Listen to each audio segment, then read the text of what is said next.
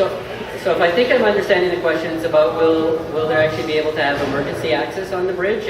Certainly the bridge is going to be designed for pedestrians and cyclists. It's not going to be a vehicle bridge, but it is being designed so it has the capacity to take an ambulance or an emergency vehicle if necessary. And that was, I think another huge benefit, particularly for Queensborough residents, that if you had an emergency or the Queensborough Bridge or other routes were disconnected, another opportunity to connect that neighborhood, and something that is included now in the plans. The question was, I guess, increased capacity on the boardwalk once you do have these connections, and certainly there is no doubt when you do create these connections and you do make a larger trail network, ultimately you are going to get more usage and you're going to see more people on the boardwalk. I think there are opportunities to deal with conflicts, particularly when you're dealing with, say, cyclists versus pedestrians.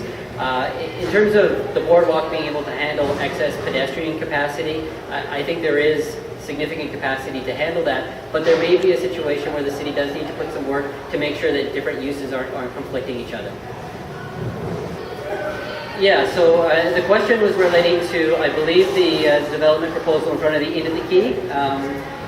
So there is an approved development project there for Bosa Development to build 2 towers, and it is a mixed-use development, but the majority of that is residential development, and that has been approved. And from my understanding, it looks like they're setting up a sales office on Columbia Street, which is usually a pretty good indication that they are going to be moving ahead with that. Did you have a specific question about the project, or?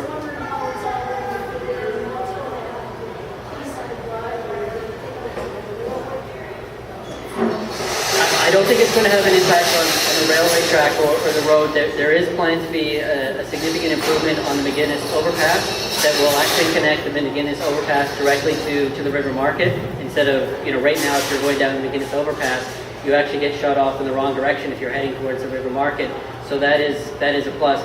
One of the challenging things during the development will be the loss of the parking for both the river market and the Inn of the Quay. That parking will be replaced when the development is completed. Having said that, during the development there will be a loss of parking, and certainly that is going to be a challenge for particularly the retail in the area.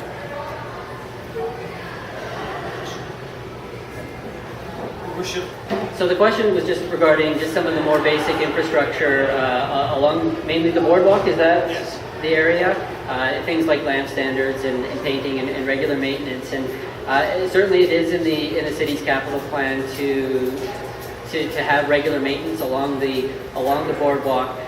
But having said that, if there are particular issues that regular maintenance is not addressing, I think there's an opportunity to have a dialogue between the Quayside Board and the city to see what are those deficiencies and what are the opportunities. So I think the question, and I apologize, I didn't hear it all, was regarding the city's plans regarding the deconstruction of the parkade. So the city is moving ahead with the partial deconstruction of the parkade. The parkade from 6th Street to Begbie is planned to be removed, and there has been significant parking studies looking at the current use of the parkade, but also anticipating what the future use of the parkade is, and the end result of that is that the entire parkade is not needed as a parking structure. Having said that, a good 60% is needed. So the portion of the parkade that will remain will be able to accommodate approximately around 60% of the current parking, which does meet today's demand and does meet the future demand. This process, although getting a lot of attention, is the part that is being deconstructed, is actually the rehabilitation of the other portion of the parkade to make sure that we have that portion of the parkade structure that will last us 30 years into the future and deal with the future parking needs. So, some people, I'm hearing once in a while that the entire parkade is being decommissioned and torn down, and that's actually not accurate. More than 60% of the parking will still remain after the project, which, based on all the information that's been provided to the city, is more than adequate. Well, that's it. I think you're a perfect candidate to have a strong desire to vote yes in the referendum, because part of the plan is increasing the capacity of the existing SkyTrain lines and putting more trains on those lines.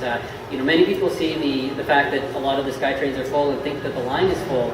The line isn't full. There's just not enough trains and enough frequency to actually meet the full capacity. Now, I don't have the full figures, but I have in the past heard things like you could actually double the capacity of the SkyTrain infrastructure if you increase the frequency and the lengths of the cars that were going through there. But I can tell you, a no vote on transit is going to mean further and increased congestion, not only on our roads, but on our SkyTrain system. And to me, the path forward is voting yes in the upcoming referendum. Okay, yeah, so that's a piece of property that's jointly owned by both the city and Metro Vancouver. There was the big sewer separation overflow plant that is now complete and been finished. At this point, there is no active plans or agreements between Metro Vancouver, but I do anticipate now that the utility project has been completed, that there's going to start to be some discussion both on finishing the park area at the end of there, but also the residential components that will be combined with that, which really will complete the Quayside neighborhood. Thank you.